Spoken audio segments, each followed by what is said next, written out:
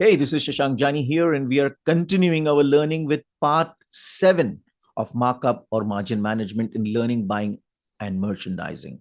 If you haven't yet seen the videos on cumulative markup, please see part 6.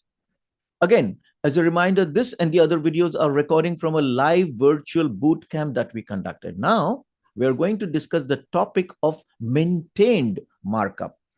So let's start. Yes, understood. Thank you. Okay, perfect. Let's go to the next one, and that is maintained markup. So maintained markup, the big daddy of them all. This is the one that matters the most. It's the final markup that is obtained by a retail store when merchandise is sold. You sell it, you want to see what the markup is on that. It's different from planned sales. It's much more different. It's based on actual sales. So maintained markup is the difference between gross cost of goods sold and actual retail sales, that is net sales. Okay, we are also actually going to discover gross margin, and we'll look into how that also has a play in this. But again, like we discussed previously, net sales is always the 100% figure, and everything else is a little bitty portion of that net sales figure. So let's go down to our formula. So how do we calculate maintained markup? Well, maintained markup is, like we mentioned earlier, is the difference between net sales and gross cost of merchandise. Very simple to understand, right? Net sales, gross cost of merchandise, subtract the two, and you get your maintained markup. Well, maintained markup, that's the whole value. For what's the maintained markup percentage? The way to calculate that is to take the value that we just found out, maintained markup, and divide that by the total net sales that we have. So that's the two primary foundational formulas you need to know, right? What is maintained markup? Net sales minus gross cost of merchandise sold, or gross cost of goods sold. I think in India we use the term cost of goods sold more commonly. So let's just call it that, right? COGS, gross COGS, you're going to subtract that from net sales. That gives you your maintained markup. And the other one, other foundational formula is maintained markup percentage, which is the kind of like an extension of this formula, which is now you have the maintained markup, which you calculated previously, divided by the net sales. Okay. Now there's an outlier to this.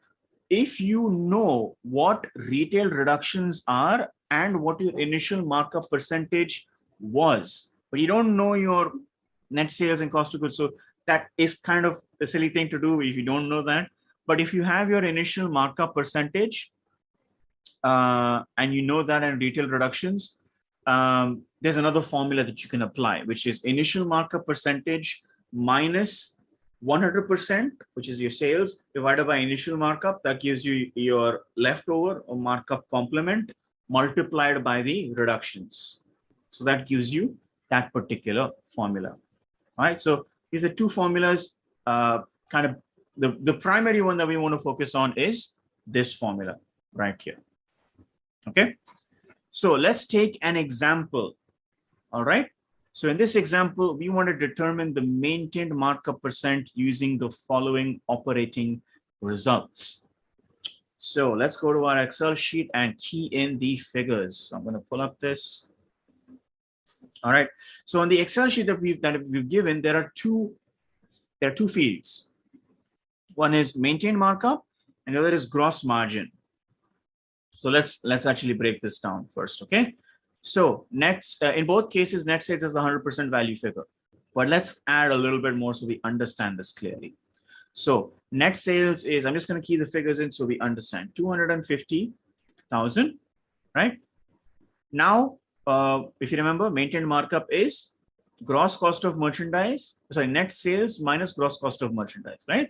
Okay, so what is cost of merchandise going to include? Well, it's going to include a lot of variables. Number one is, what is your opening inventory? What are you starting the value? What is the value of the opening inventory going to be at? 35,000 in this case, right? Now you've made purchases through in, let's say, in that season, in that month, in that cycle, whatever you want to call it, right? And that is going to be in the amount of 155,000. There was some faulty things which you've returned back to the vendor, got your money back for it, and that is 7,500. So now you have your net purchases. So what's the total merchandise handled? Opening inventory plus purchases made during the month. That gives you your 182,500.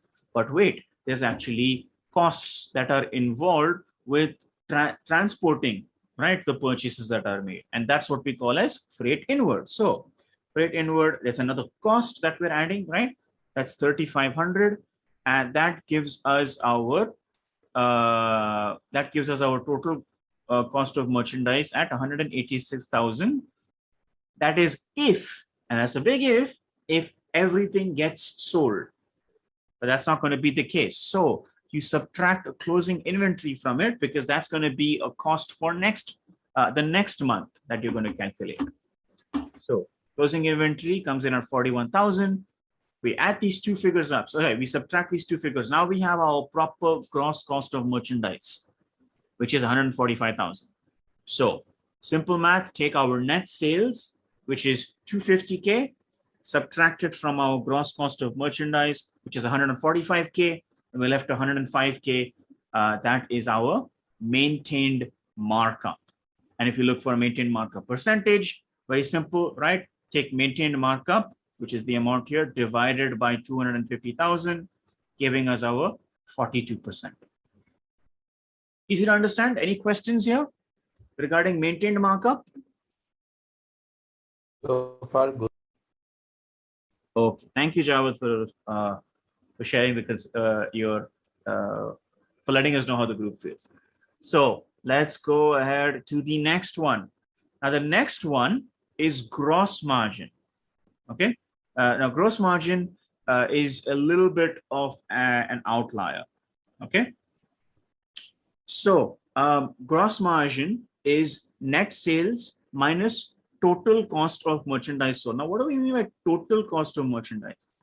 Before we had gross cost of merchandise, now we have total cost. Well, the difference between the two is very simple. There's cash discounts and workroom or alteration costs that are added to the as after your gross cost of merchandise is taken into account. You add those two figures, you apply those two figures to the formula, and you now get your gross margin. That's the difference between the two formulas, gross margin percent and maintained markup percentage. Okay, maintained markup percentage does not include workroom alteration costs and cash discounts. So here's also an important rule. When a retailer, this is almost nigh impossible to achieve, but it's an important thing to keep in mind. If there are no cash discounts and there are no workroom or alteration costs, gross margin is equal to maintained markup.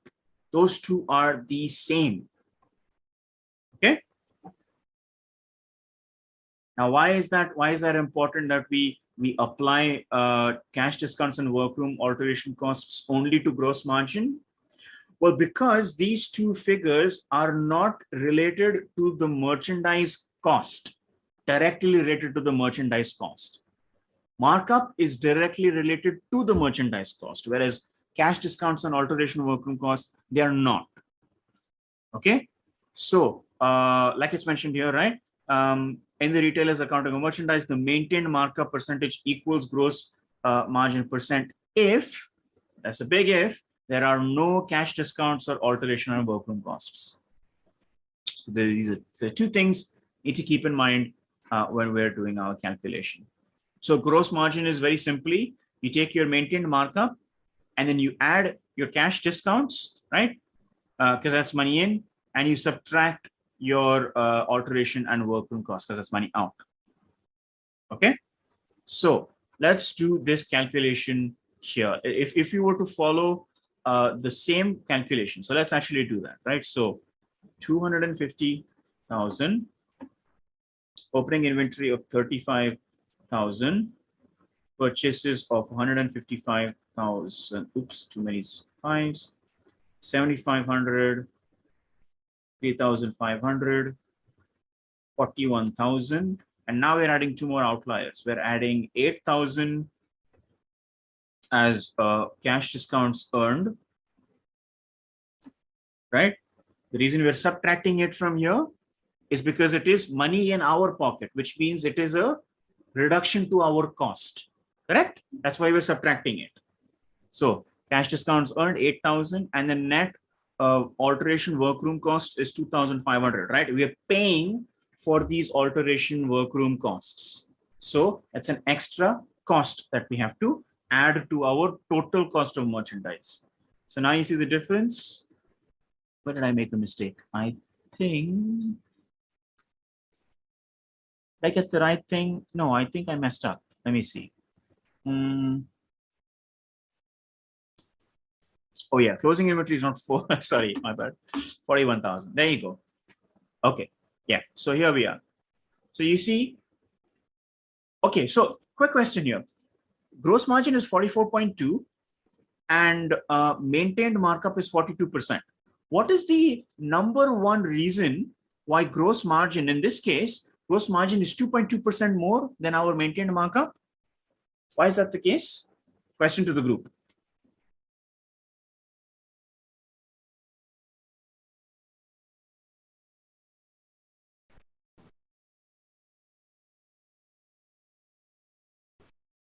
Why is maintained markup 2.2% more? Sorry, why is gross margin 2.2% more than maintained markup?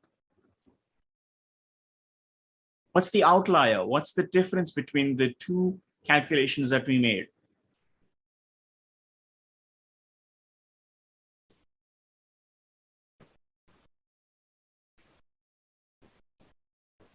What do you think, guys?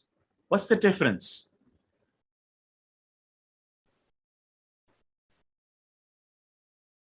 What did we add to gross margin?